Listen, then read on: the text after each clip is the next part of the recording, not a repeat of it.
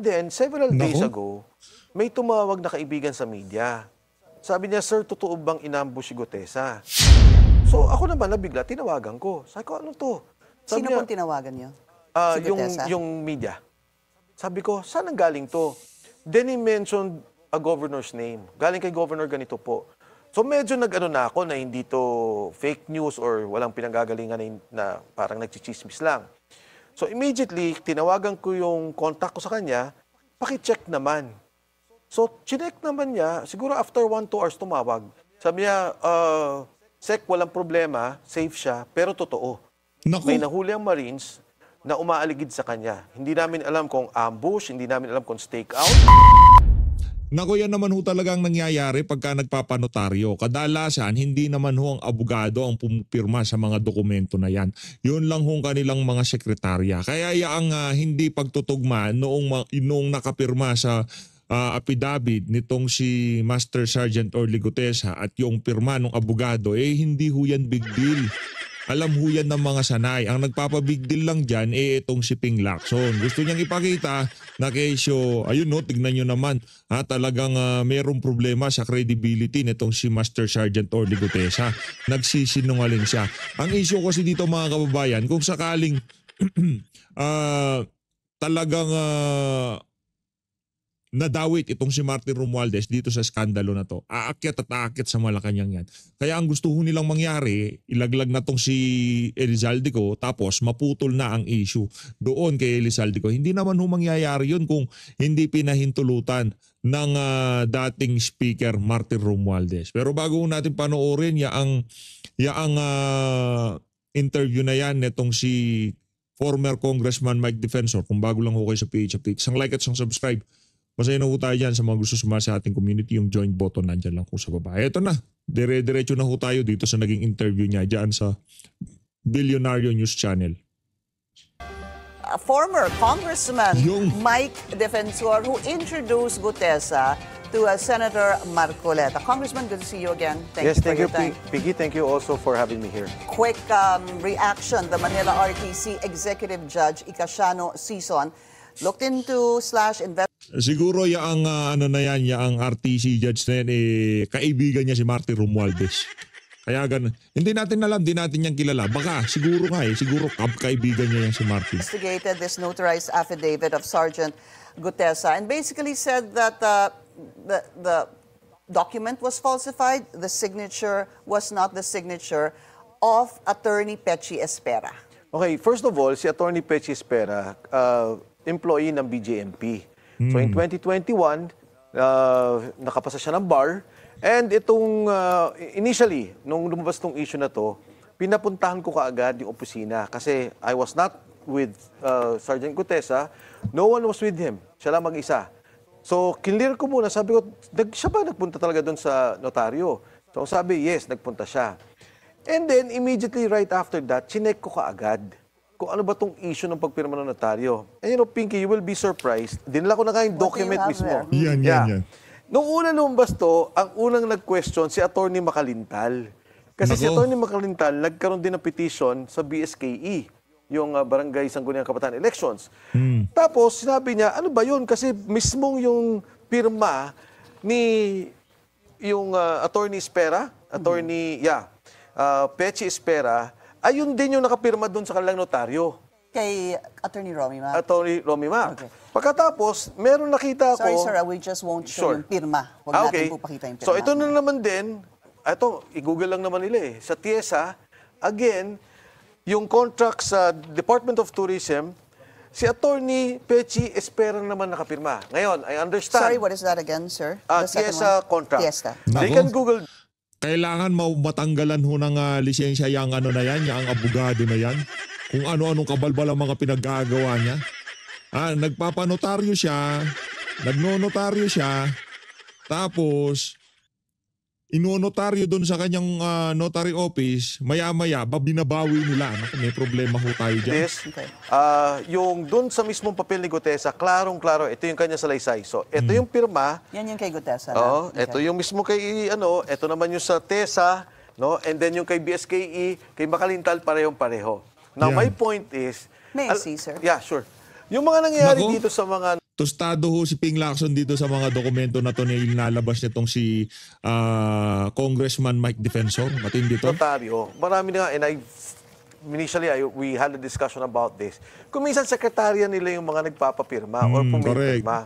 So I would think, talagang pinresyo yung abogado, siguro tao niya lang yung pumirma doon for the notary, pero yung seal, paano mo pipikiin yun? Yung registry, paano mo pipikiin yun? But having said that, Pinky, again, ang sinabi ko nga, di ba, at that time, kung ano man yung mga pagkakamali doon sa notaryo, yun naman ay nagamot na ng si Sergeant Gutesa ay nagpunta ng Senado at nagkaroon ng under oath statement, binanggit niya yung mismong balangkas nung kanyang salaysay, and it's there. Yan din yung lumalabas doon sa under oath statement niya sa Senado.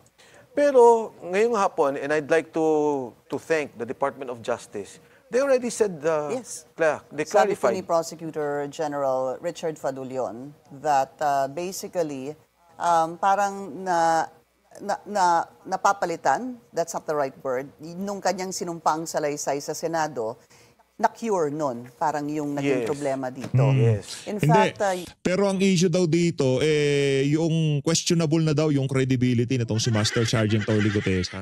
Dahil nagsinungaling daw ho siya dyan sa dyan sa notaryo na yan.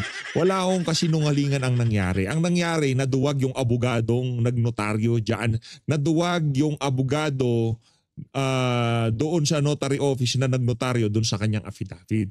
Pero yan ho, na notaryo ho talaga dyan, doon sa notary office nitong, di ba natin malaman kung anong klaseng abogado to, nakanantoka. Peke. Kung pineki ho yun, di sana dapat pati yung sila makikitang peke. Siguro yung pirma, hindi kagaya ng pirma ng abogada. Pero yung selyo, yung mga numero doon, hindi ho mapipeki yun.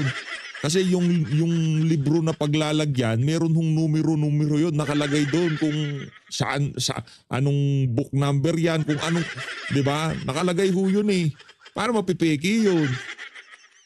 Ang problema ho dito, masyado pa hong hilaw yung abogado. Siguro nabantaan siya na kesyo pagka hindi niya binawi yung notaryo na yun, siya ang mababalikan, siya ang mayayari, di ba? Kaya nag-no choice ho yung abogado. Kaya yun, binawi niya na lang yung notaryong ginawa niya. yesterday, sir, even former Senior Associate Justice Antonio Carpio said the same thing. Yes. And also the spokesperson, si Attorney Polo Martinez of the Department of Justice, the Office of the Secretary, sinabi rin niya na kung ano man yung pagkakamali doon sa nangyari sa notaryo doesn't mean na hindi totoo yung sinabi niya. At yun nga kay Prosecutor Padulyon, klarong-klaro, na yun din talaga yung factual. Okay. Pero ako, gusto ko pa rin ba imbestigahan? Kasi Pinky, ang interest ko dyan is to know who is behind the pressure doon sa notaryo to make them say na it's fake. To make them claim in the courts na peki ito. Kasi di ba, it's a way to discredit Sergeant Gutesa. Bakit mo gagawin yung ganun? So gusto ko makita, sino ba tulong nasa likod Yari nito? si Pinky Imbestigahan dito? talaga nila. But before, Si Pinky Lacson hindi yan si Ma'am Pinky Web. Iba yan si Ma'am Pinky Web. Iba yung si Pinky Lacson. Yari si Pinky Lacson dito. Kasi sa lahat ng interview niya sa mga nakalipas na araw mula nung inanunsyo siya na siya na yung, hindi bago, siya ang nagbabalik na chairperson ng Blue Ribbon Committee. Ibinibida niya na questionable na ang credibility ng mama kasi nga nagsinungaling daw ho siya doon sa notaryo. Hindi naman ho big deal yung notaryo na yun. Pero sa lahat ng interview niya, dapat yun ang kanyang opening salvo na kesyo sinampahan na ng kaso. Itong si Master Sergeant Orly Gutesa, questionable ng credibility niya dahil nagsinungaling siya kesyo hindi niya naman pala pinanotaryo. Kahit si Lacson, alam niyang pinanotaryo niya yung mga dokumento doon. Ang problema, pinressure yung abogado para bawiin yung kanyang notaryo doon sa mga dokumento nitong si Master Sergeant Orly Gutesa. first investigate the substance of what Gutesa said, which is basically, consistently lumalabas na kumukuha sila ng pera through Mark Texay and Paul Estrada, mula doon sa pera yun na dinideliver sa Valley Verde, Nako. nirepack nila, dinideliver nila sa Horizon, sa bahay ni Saldico, which is yung palang Valley Verde, bahay din ni Saldico, at mula sa bahay sa Horizon, sa Shangri-La, dinideliver nila kay Speaker Martin Romualdez. Naku po. Kasama din dito yung 90 mga sundalo. Dapat ipatawag din nyo to ng Blue Ribbon Committee na totoo ba to? Ano Sino bang nangyari sundalo? to? You mean the security aid? Marami, during the discussion, and in fact, Gutesa mentioned this in his affidavit, there are about 90 of them Yeah. that are Grabe serving naman as yan. security On personnel. a cycle, no? On Parang on shifts, cycle, rather. yeah, bantay sa mga bahay, and then delivery of money, delivery ng basura. Okay, ang dami po Basura nung talaga, I oh. wanted to ask one by one, sir. So, gusto niyo muna ito paimbestigahan. Dahil ano ho ba ang iyong pakiramdam dito po sa lumabas na hindi po si Attorney Espera ang nag-sign, nag-notarize nito? Ano pong pumapasok sa inyong isipan? Was this what? Somebody forced them to? Yes. Ang tingin ko talaga, someone forced them to stop them to say na wag mong i-claim yung signature na yan. Kasi easy lang naman eh. Attorney Espera should have said na madali lang naman niya sabihin, hindi, sa notary service talaga namin yan. Naka-register yan, nasa records namin yan. Pero to say and to claim na falsified yung aking notarial service, medyo, ano yun, malicious para sa akin yun. Medyo inaangulan nila yun. Ginagawa nila ng script na yung ginawa ni Gutesa, totally mali. Okay. Totally Congressman falsified. Mike, who do you think is behind this? Yung mga binanggit niyang pangalan. Correct. Well, Sino pa ba? of course, si Congressman Saldico, I'm sorry, kaibigan ko siya, pero ito para sa bansa to. Ito mangyari, napakamali. And syempre, si Speaker Martin Romualdez. Ito naman yung dalawang taong binanggit niya eh. So you think either one or both of them are behind this? Yes. Pangalawa, as I've said, pagka lumalim ang investigasyon nila doon sa mga taong involved, kasi may sinabi Sergeant Gutesa, sabi niya, Sir, every week may nagdi-deliver ng pera. So iniipon yun, binibilang, tapos nagdi-deliver kami. Almost 3 times a week, may group chat kami. So ang tanong ko sa kanya, saan nanggagaling yung perang yun? At ano yun? Sabi Sa tingin ho natin, kaya napakatagal bago nag-imbestiga ulit itong si Pink Lacson dahil lininis ho muna yung mga group chat. Yung mga combo-combo nila dyan sa mga ano na yan, group chat, di ba? Sabi kasi itong si Master Sergeant Orly Gutesa, talagang 3 beses sa isang linggo, nagtatapon sila ng basura dyan sa Forbes Park. niya, Sir, hindi ko po alam. And he only mentioned at the time, Congressman Eric Yap. Kasi daw nagulat siya, 45 luggages having 48 million each. Ang question ko nga paano mo nalaman 48 million? May nakasulat daw, di ba? sa May luggage. post-it. Pero sinabi niya mismo, Sir, binibilang nakikita namin. Ngayon, sabi niya, Sir, yung isang bag na gayon, kasya ang 48 million. At siya rin ang nagkwento sa akin, medyo may edad na rin ako, ngayon ko lang nalaman, yung 1 million pala, 1 kilo. So 48 million ang is weight? ang weight. Exactly 1 So then kilo. 48 kilos would be 48 million, pero kailangan pa po lagay sa luggage yun. So Ilalagay sa madadagdagan luggage. po yung weight, no? Yes. And sinabi ko pa nga sa kanya napakabigat nun, Sarge. Hindi, may gulong naman po, sir. Pero yun, pag binababa nila, tinaakyat sa sasakyan, doon nila binubuhat. Come to think of it, that would be quite heavy, sir. Kasi hindi ho ba pagka Yes. you travel, Yes. ang isang luggage 20. is about 23, hindi ho ba? 23 at max, o 25. Tapos halos lagay na natin sa doble yon. Kasi kung 48, Yes. 48 kilos plus the weight of the luggage, let's put it at 2 kilos or 3 kilos. Yes. It's almost the same, 51 kilos versus... Mabigat po yun, doble halos. Napakabigat. Pero hindi naman daw nila kinakarga ng the whole time eh. May gulong yun, pinapagulong nila. Marami mga tanong ako sa kanya ng mga trivial questions. Sabi ko, Ano lang yan, Ma'am Pinky, yung 45 kilos, kung yung halaga na nasa loob ng 45 kilos, 45 million, magaan lang yun. Gaan-gaan lang nun, di ba? Ay kung laman nun, puro damit, mabigat yun. Pero kung binibit-bit nyo, isang Rimowa na maleta, tapos merong laman sa loob ng 45 million, magaan lang yun. Sarge, bakit nyo inaakit yung lahat? Lahat at lahat ng delivery nila, iaakit daw lahat, pag binilang na, ibababa naman nila. So yung 45 na bawasan ng 11 or 46 na bawasan ng 11, iaakit nila yon, tapos ibababa na naman nila. Sabi ko, bakit ganun? Sabi niya, sir, ganun ho talaga. Ganun ang kalakaran. So, at any given time, umaabot sila sa almost 12 to 20 people delivering delivering money. Accepting money is being done. So, yung dalawang tao, yung Teksay at saka yung Estrada, very critical na makuha yung dalawang tao yun. Kasi ang fear ko, Pinky, baka patayin yun. Sila kasi nakakalam. Kung sinong contractors ang nagdi-deliver, which is what was mentioned by Alcantara, Nagbibigay sila kay Paul Nako. at kay Mark at sila din ang nagdadala kay Saldico. Baka patay na ho yung dalawa na yun. You want this investigated because you feel either Zaldico or former Congressman Zaldico and or Congressman Martin Romualdez are behind this issue of saying that hindi ito yung pirma ni Attorney Espera. Espera. However, sir, in the ruling or the decision of the judge, Icasiano Sison, meron din pong gusto siya na nakasulat ito. The order is that this is now being referred to the DOJ for further investigation. So gusto po ni Judge, si Manila RTC Executive Judge, DOJ, imbestigahan niyo ito. I quote, for further investigation and filing of appropriate charges against 1, Sergeant Gutesa, number 2, and all other persons who used and or presented the sinumpaang salaysay. First of all, sir, were you part of the paggawa po ni Yes. Sergeant Gutesa? Yes. Okay, so inaamin niyo po. Yes. Posible ho din kayong imbestigahan ng DOJ. Welcome. Okay, una kay Judge Sison. You know, I respect the ruling of the court. Pero kahit naman sa Supreme Court, very clear na yan. You only notarize to make it a public document. Yan. In good faith si Gutesa na nagpunta sa notaryo. Hindi niya kailangan pikiin yung seal. Hindi niya kailangan pikiin yung registry. Because in fact, well, Pinky, just a side story, nung nag-uusap na yan, sabi ni Senator Marcoleta, Sarge, panotarize mo naman yan. I even in fact opposed it. Sabi ko, Senator, sabi ko kadante, hindi naman kailangan yan inotarize. Kasi under oath yan sa Senate. Hindi, sabi niya, gusto ko prepared. Naku, So, in good si Sendante pala ang nagpapanotarize eh. Kinontra na ho pala nitong si Congressman Mike Defensor eh. Talagang si Senoo. faith, nagpunta Sergeant Gutesa, I was not with him. No one was with him. Pero nandyan yan. So siya Pero- talaga nagpunta mag-isa? Yes. And Yes. exactly where, sir? Somewhere in Manila, merong isang, may picture, pinakunan ko eh. I sent it to Senator Marcoleta, yung pinakita niya.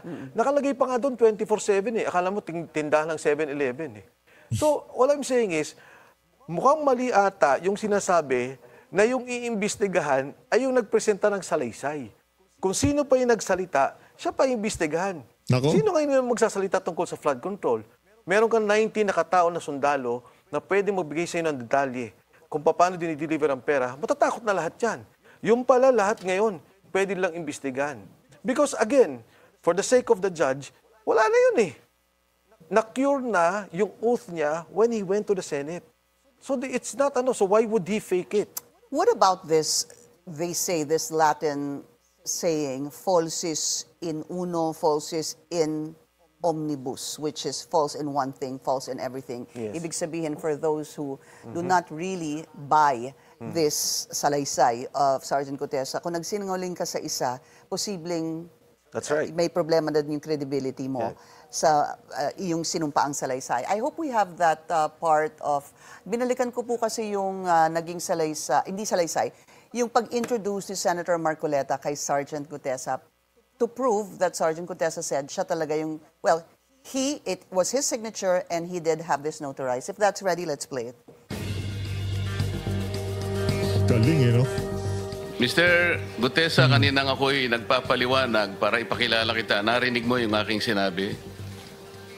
Yes, Your Pwede mo Honor. bang i-confirm na kung ano yung sinabi ko ay yung nangyari kahapon?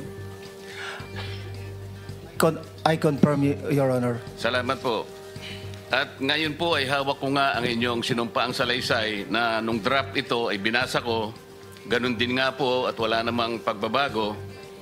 At gusto ko lamang pong sabihin ninyo na mayroong pirma sa ibabaw ng pangalang Orly Regala Gutesa.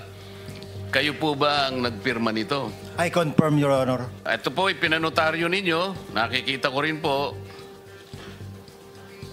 Totoo po ba itong notaryong ito? Totoo po, Your Honor. That's what I wanted to, gusto ko sana balikan. Kasi Yeah. talagang sinabi niya, ang pinanotaryo ko to. Ibig sabihin, nagpunta siya doon sa notary public, siyang nagpanotaryo. Anong sinabi niya sa inyo, Congressman Mike? What happened doon sa kanyang pagnotaryo? Talaga bang nanumpa siya? yung normal. Kanino? Okay. Yung sino yung town doon, I don't know personally, wala naman ako doon. Pero yun, normal. Pumunta siya doon, pinaganon siya, pinasumpa siya, pinirmahan niya, tapos niregister. And alam mo, Pinky, di ba, nagbenta ka ng kotse or nagbenta ka ng bahay. Di ba, Yan. papanotaryo natin. Hindi naman natin alam na doon eh.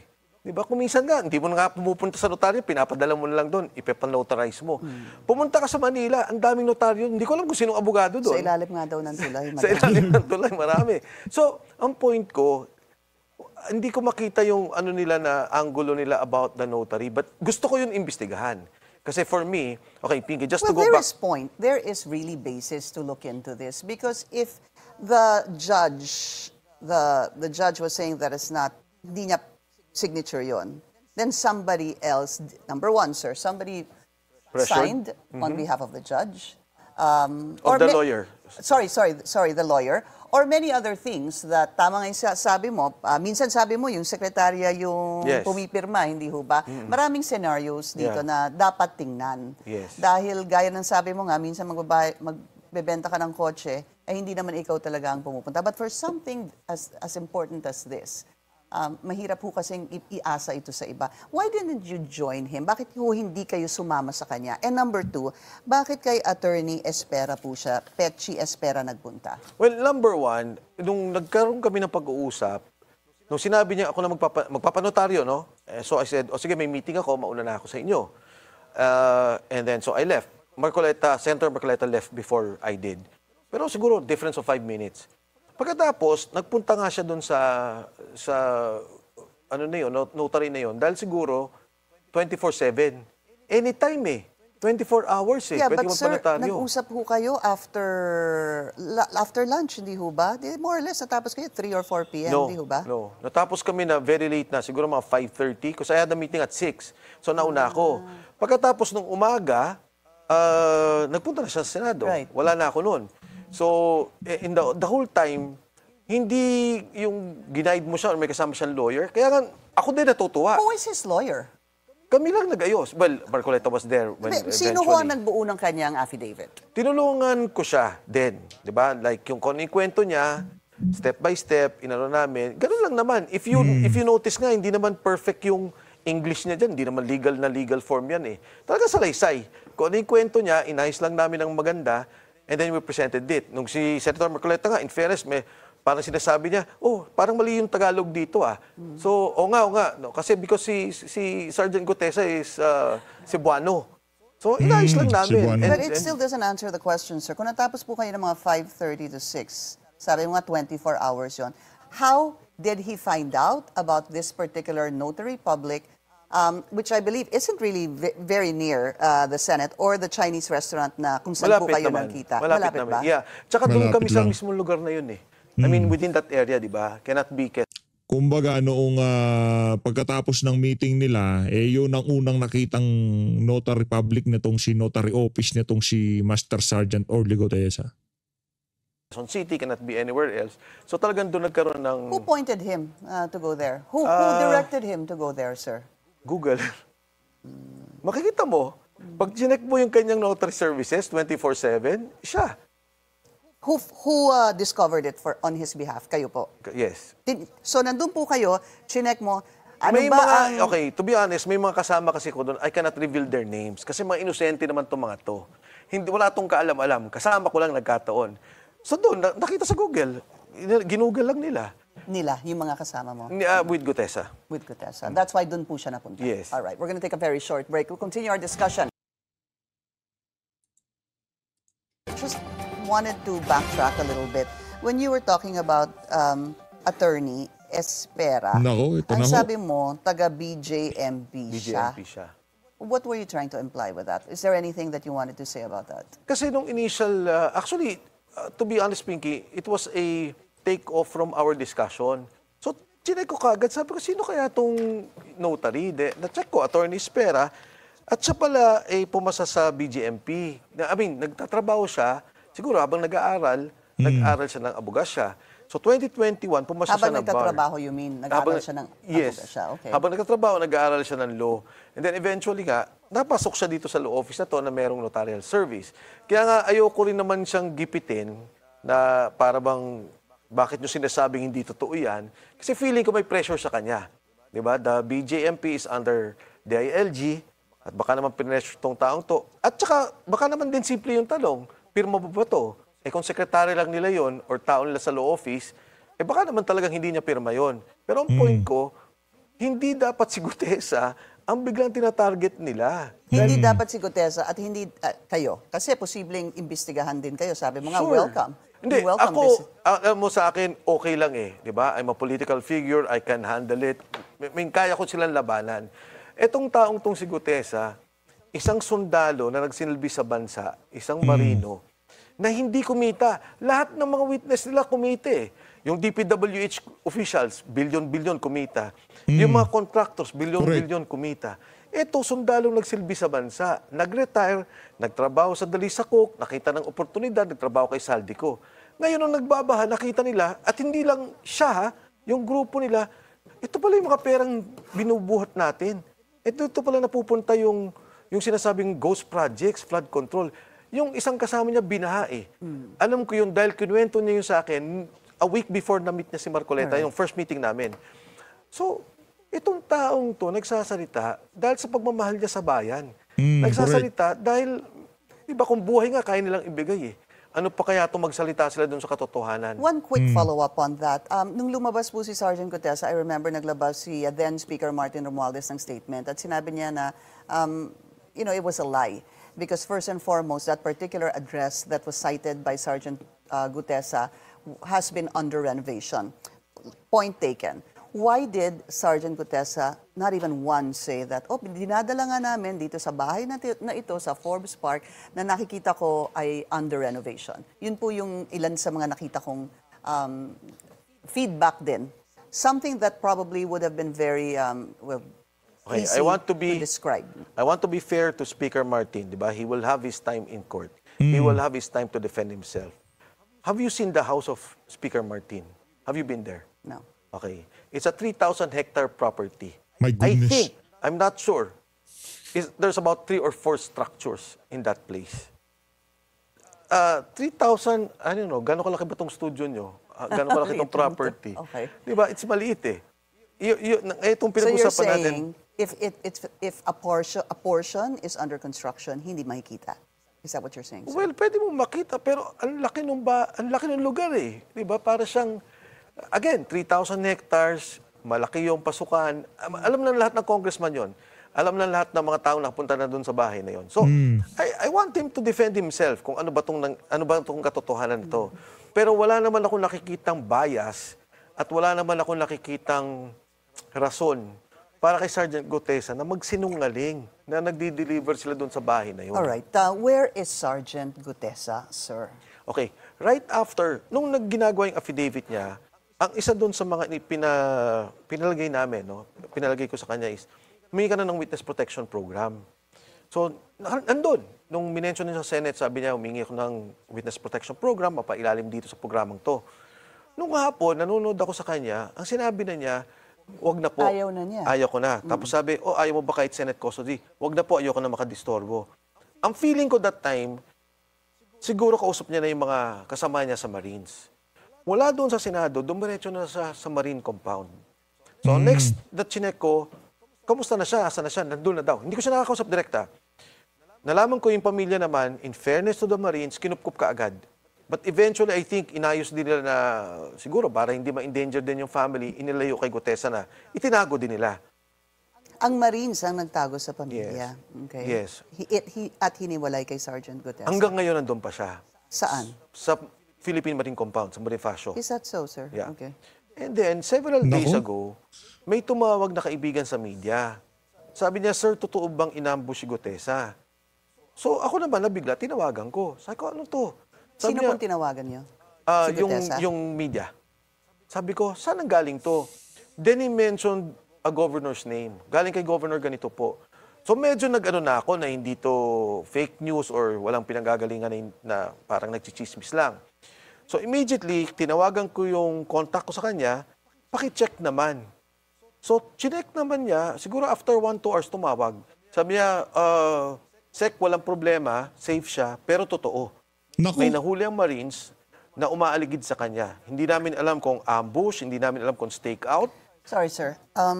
You said he's in O ngayon kung sinungaling pala tong si Master Sergeant Orly Gutesa, bakit pinagbabantaan ngayon ang buhay niya? Bakit ina-ambush siya? Sumakit ang ulo nitong si Ma'am Pinky eh. Siguro habang nagsasalita itong si Congressman Mike Defensor, napaisip siya, o nga no, bakit pagtatangkaan ng buhay niya kung hindi totoo mga sinasabi niya, di ba? the Pambira. compound of the Marines. Yes. He has been there. He has been and there. then now somebody had actually called you, told you, somebody from the media, that he was ambushed. Yes. And then now you're saying that yung contact niyo po sinabi na may umaaligid sa kanya sa Yes. Marines? Yes, Sa somewhere daw compound doon. ng Marines? Yeah. Di ba yung Marine area, I mean, malaki naman yun eh. Yeah. Tsaka may So, hindi ko alam. They have to verify that. The Philippine Marines would have to verify that. Kinakabahan tayo para sa buhay nitong si Master Sergeant Orly Gutesa. Maraming kaibigan niya si Trililing eh. Hindi, baka makipagkwentuhan sila dito kay Master Sergeant Orly Gutesa at malason yung kaisipan niya kagaya nitong si Trillanes, di ba? Mahirap na. Pero maganda naman kasi, kaya kung nagustuhan, sabi ka agad, nasa kote ng Marines, nahuli nila kaagad. So sabi ko, may okay. umaaligid sa kanya. May umaligid sa kanya. I do not know kung sino yung tao. I do not know kung... Definitely hindi Marines yun, no? Kasi kilala naman nila lahat ng mga kasama nila. And kung ano yung intent, hindi ko rin alam. Would it be fair or right to say that the Marines is behind Sergeant Gutesa and his testimony, sir? No, definitely not. If at all, kasi yung iba nga sinasabi, baka nakuha na si Gutesa ng mga taong ayaw siya magsalita. Baka, sabi ko, I doubt eh. Kasi ang feeling ko sa Marines, which is kahit sinong sundalo tanungin mo, from the Navy, from the Army, may sense of brotherhood sila eh. Na parang protect the brother, protect the Marines. So even yung Army, hindi naman nakakadirekta eh. Kahit na sinong sangay ng gobyerno, hindi naman direkta talaga. So ang alam ko is pinoprotect lang nila, ayaw nilang mapoliticize, ayaw nilang lapitan ng kung sino-sino, and they are making sure that he's protected. But any invitation, because ang pangalawang tanong sa akin, ba't hindi siya umattend? Because he was never invited. Okay. Never. And but according to Senator Ping Lacson, once he is again appointed as Blue Ribbon Committee Chairman, he will call on Sergeant Gutesa. And in fact, dahil hindi daw siya found sa address that is stated in his affidavit, he will ask for help from you. Yes. Or even Senator Marcoleta. Has Senator Ping Lacson reached out to you, sir? Not yet. Even si Secretary Ombudsman Boying Rimulya also mentioned that. But ako naman, I would think it would be easier that they send the invitation to the Marine Commandant for him to attend. I am 1,000% that Sergeant Gutesa will attend. And he's there. And he's there. He's Well, there. Congressman, kayo po nagpakilala sa kanya, kay Senator Marcoleta, hindi ko ba? Nako, marami hong kinakabahan dyan sa mga sinasabi na initong si Congressman na Mike Defensor. Hindi ho basta-basta magagalaw itong si Master Sergeant Orly Gutesa. Ano ho pala siya, pinoprotektahan ho siya ng mga mga mista niya, mga kasama niyang Marines. Kaya talagang yung mga magtatangka sa buhay niya, magdalawang isip ho kayo. Hindi basta-basta yan si Master Sergeant Orly Gutesa. Hindi ho siya kukunin bilang security consultant nitong si Zaldico kung mahinang klase ang mama na yan. And you told me before when I guested you, sabi mo, because a friend reached Yes. out to you Yes. on behalf of Sergeant Yes. Gutesa. Why do you not have a direct line to him now?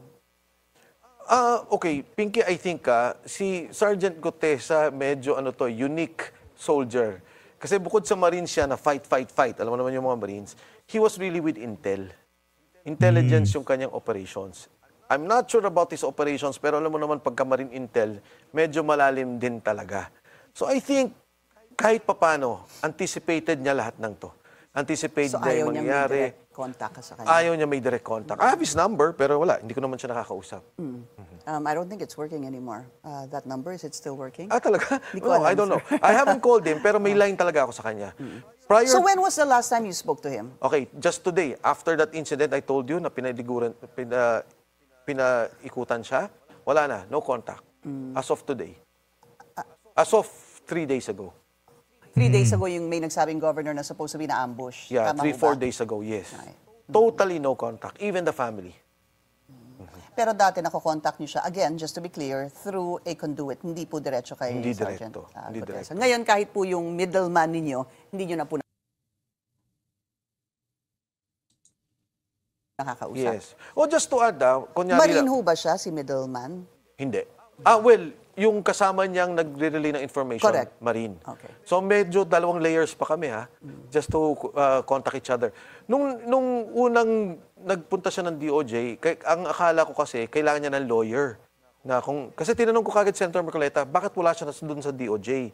Ang sagot ni Senator Marcoleta, ang nangyari ata was si Secretary Boying at saka si Gutesa nag-usap. Sabi ng Secretary Boying, pumunta ka bukas para doon sa Witness Protection Program. So, sabi ko, ganun pala yung nangyari. So, I was preparing for him na may lawyer na talaga. But the message I got, huwag kang mag-alala, the Marines will protect him. Not only for security, even dun sa legal niya, they will help him. They will assist him. So, Wow. you are sure that once invited by the Kung yung yung mga taga AFP, lalo na yung mga aliporos nito si Browner, higa nga hindi na ho natin maaasahan dito sa laban na to. Mga Marines sigurado nasa likod po sila ng sambayan ng Pilipino. Senate Blue Ribbon Committee, he will again show up. Yes. Kung kailangan man siya sa ICI, kung kailangan man siya sa DOJ, and of course, dun sa Blue Ribbon Committee. Sakaling kayo po patawag ng Blue Ribbon, would you also be Oh willing yes, to go? definitely. Definitely. Ako lang naman, Pinky, ang request ko lang naman kay Senator Ping, kung maaari sana, unahin namin to sila Teksay, sila Paul Estrada, at saka tong mga 90 other personnel na involved.